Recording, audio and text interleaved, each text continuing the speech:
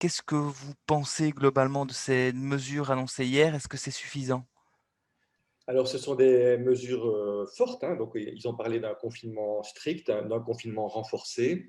On est quasi, je dirais, dans les conditions du confinement du printemps dernier, si ce n'est que ce n'est pas un vrai lockdown, dans le sens où les déplacements sont toujours autorisés. Et on sait que c'est ça la difficulté, d'abord au niveau social, et on peut comprendre qu'il ait conservé cette possibilité, mais on sait que ça favorise aussi, bien sûr, les activités et les relations sociales. Et donc, on n'est pas dans un confinement strict, on n'est pas dans un confinement très sévère, on est dans un confinement strict dans lequel, ouais, voilà, les déplacements sont autorisés. Est-ce que ça, on n'aurait pas pu aussi mettre un peu le frein là-dessus? On verra si ce n'est pas une erreur, ou en tout cas si ça ne va pas prolonger cette période de confinement. Donc vous pensez que si on voit que les mesures ici ne portent pas suffisamment leurs fruits, c'est sur les déplacements qu'on va pouvoir encore jouer, c'est sur ce critère-là qu'on va jouer ensuite? Oui, je pense, parce que si vous reprenez le scénario de mars dernier, en fait, c'était essentiellement encore les déplacements. Vous vous souvenez qu'on ne pouvait pas se circuler en dehors de notre commune, ou en tout cas, il fallait justifier ces déplacements essentiels.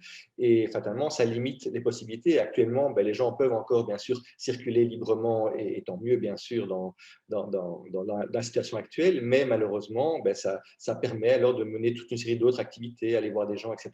Et là, ça devient compliqué si les gens ne comprennent pas qu'ils doivent rester en confinement, rester chez eux, et vraiment limiter les activités sociales. Il y aura une réévaluation le 1er décembre par rapport à tout ce qui est considéré comme non essentiel. Est-ce que vous trouvez que ce délai-là est raisonnable? C'est trop court, trop long? Qu'est-ce que vous pensez de ce délai? Alors, le délai est sans doute très bien par rapport à l'évaluation, comme vous le dites. C'est-à-dire que dans 4 semaines et 6 semaines sûrement, on aura une information claire sur l'efficacité des mesures. Alors, je vous rappelle qu'on attend quand même une efficacité déjà des mesures antérieures, celle du 19 octobre, et puis celle des jours suivants, et puis maintenant celles qui vont commencer lundi. Donc, je dirais qu'il y a toute une série de stratégies qui doivent, à un moment donné, donner des résultats sur la diminution des transmissions. Et en tout cas, début décembre, fin novembre, début décembre, on aura cette information, ça c'est sûr. Et si malheureusement la situation est mauvaise, il faudra renforcer les choses. Si la situation est bonne, il faudra évaluer si on la maintient encore un peu dans le temps, ou si on peut déjà relâcher certaines activités. Est-ce que vous pensez que justement d'ici 4-6 semaines, est-ce qu'on pourra retrouver une situation à peu près normale, peut-être avoir des fêtes un peu plus normales, ou est-ce que cette situation qu'on a actuellement va encore se prolonger? Alors, dans 4 6 semaines, on ne va pas retrouver une situation normale, malheureusement, puisqu'on est toujours dans la phase ascendante de ce rebond. Il faut attendre un plateau, et puis de ce plateau, il faut bien sûr que les transmissions diminuent, donc la phase descendante. Et cette phase prend toujours plus de temps, malheureusement, que la montée.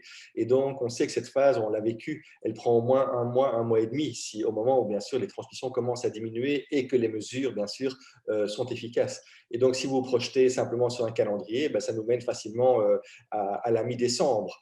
Et donc, voilà, il faudra être un peu patient, mais peut-être espérer des fêtes, pas comme d'habitude, mais en tout cas peut-être plus normales que les mesures actuelles. Mais malheureusement, la situation épidémique sera toujours présente.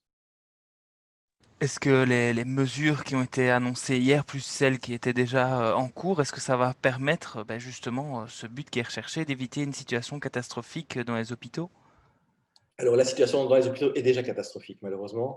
Et si on regarde les chiffres du jour, ben, donc l'augmentation des hospitalisations se confirme, et on ne voit pas encore ce frémissement, je dirais, de la diminution, donc des augmentations. Donc oui, donc la situation est catastrophique. On prend des mesures fortes avec du retard, soyons réalistes, par rapport à d'autres pays européens.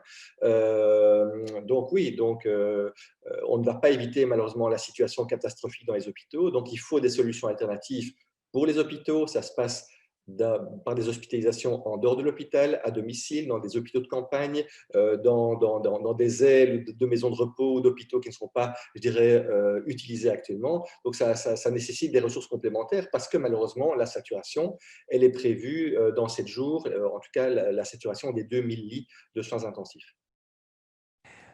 Et concernant les écoles, normalement, leur réouverture, elle est prévue le 16 novembre. Est-ce que vous pensez qu'elles pourront réouvrir ce 16 novembre, ou est-ce que c'est plutôt une deadline et qu'on a une quasi-certitude qu'elles ne pourront pas rouvrir? Alors, l'épidémie sera encore très forte à ce moment-là. Et donc, ça, c'est les choix de quelles activités sociales on reprend et qui sont prioritaires pour la société et pour les enfants. Et sans doute que l'école fondamentale, maternelle, primaire va reprendre, ainsi que le secondaire inférieur, sans doute en présentiel. Et on voit déjà que nos décideurs sont en train de plancher sur des solutions hybrides à partir de la troisième secondaire, parce que ce sont des jeunes qui sont plus à risque de contamination, de transmission, et parce que peut-être que ce sont des jeunes qui sont plus matures pour un enseignement hybride, qui est un mélange de présentiel et de distanciel, avec, j'espère, un accompagnement particulier en présentiel pour les jeunes qui ont le plus souffert, je dirais, de cette situation en termes de scolarité.